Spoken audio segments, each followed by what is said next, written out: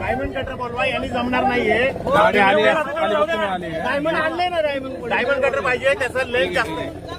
पण मी काय म्हणतोय, ही रस्सी चुकली.